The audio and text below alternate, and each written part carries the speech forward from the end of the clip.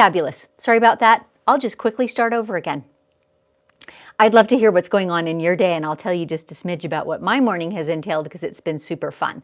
So tell me about yours, whether you're working on quilts or maybe baking bread or gardening or maybe taking a moment at work to catch up with quilting, whatever that may be.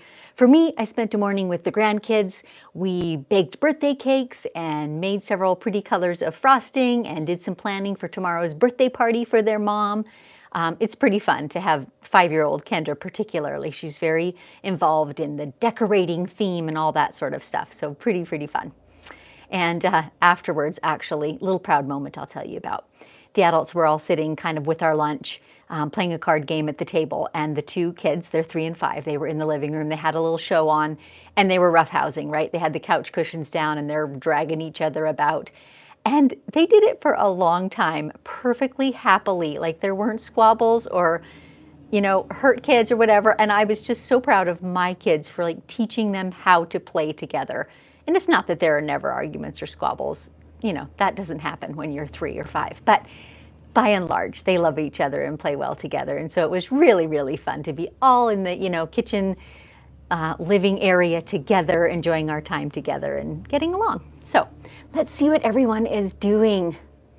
Janet baked bread, started yogurt, helped 2 grandchildren with homeschool, now cutting quilt blocks. That sounds like an awesome day. Nadia in Switzerland. Sherry, broken ankle, recuperating. I'm so glad you're here. We'd love to help you recuperate. And my screen is frozen. There we go. Let's see. Debbie, great to have grandkids around. Mine is coming on Friday. Awesome. Margaret, sounds like a wonderful day. Seeing hers later today for dinner. Lovely. Anne is checking in from France. Here it's 10 in the evening, 10 p.m. in the evening. Angie, Bible study this morning. This afternoon, working on a complicated By Annie bag. 22 pages of instructions. Kudos to you. Bags, I've only done a few, the simplest ones, because they feel so intimidating to me. Isn't that funny? We each have our own things. Nancy's working on one of 8 quilts I'm making. Fabulous. Okay, today I was going to talk just a little bit about thread and whether or not you should have matching bobbin and top threads at your quilting machine. And this, of course, is true for both sit-down domestic machines and for long arms, is just machine quilting in general. I don't like to give always and never answers, but I do feel pretty strongly about this topic, and I'll give you my reasons why, and then you can make up your own decisions. I feel like you should have matching or close to matching threads in the top and bottom. And by matching, I guess I should be specific, color-wise matching.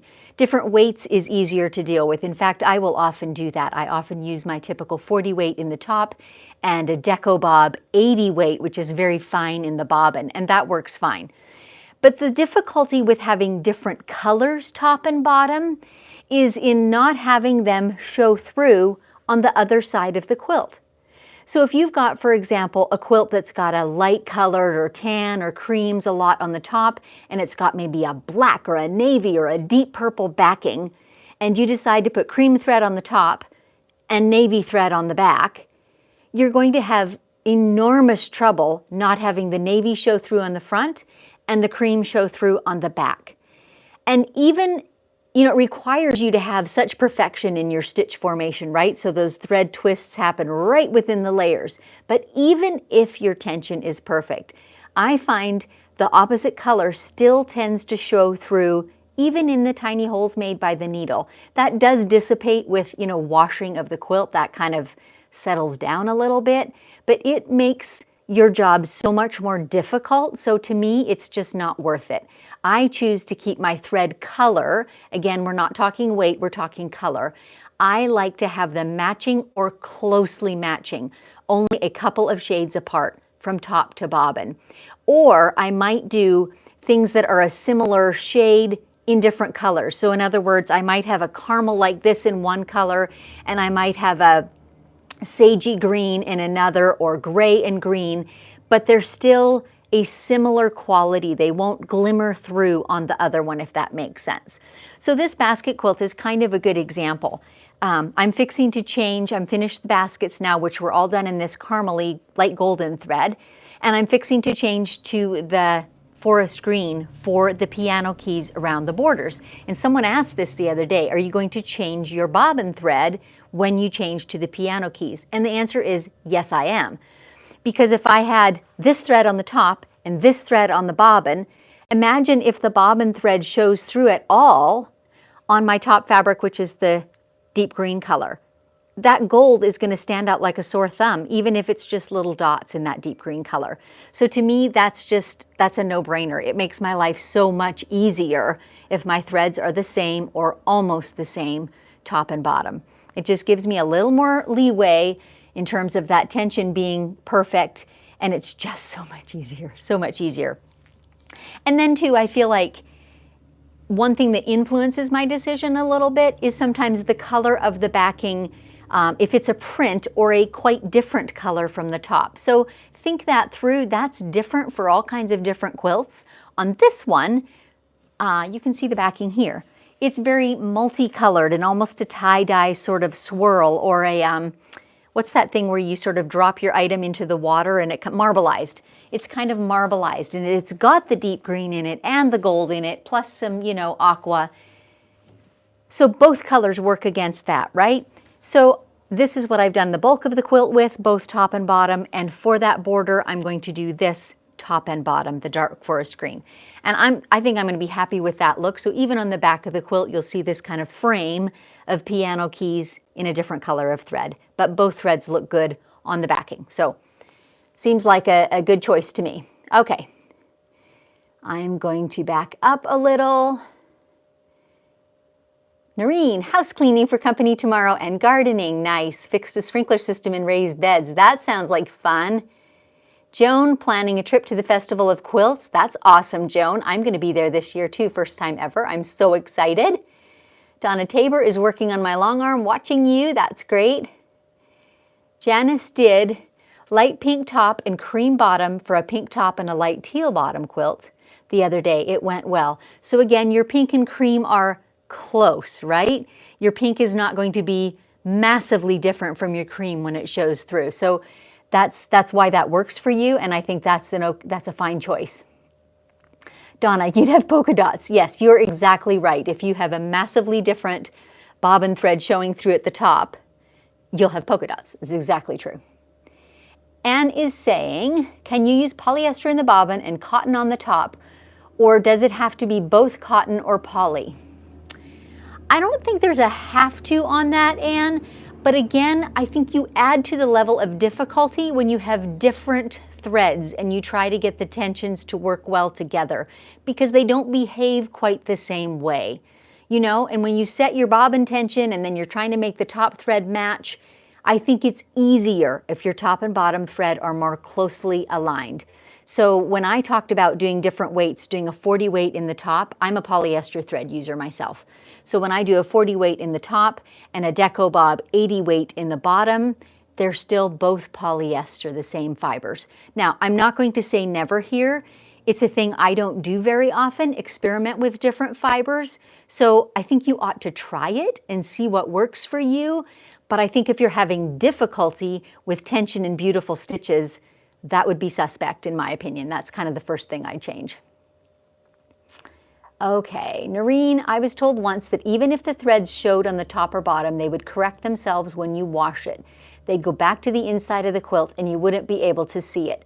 Mostly I think that's true, Noreen. That does assume that you have good tension and they're going to pull to the inside. If one of your threads was a little too tight, they're going to stay pulled tightly, you know, to that tighter side. So it just makes it harder. You have to be more precise with your good tension if you don't want them to show. I'm all about making those things easier. So that's my rationale. Again, like I said at the outset, I'm not an all or never kind of gal. So I'm not going to say never have, you know, differing threads. You can try with it. You're just setting yourself up for a harder task is all. Noreen is asking, let her know if anyone has tried it with washing and if you've had success with that.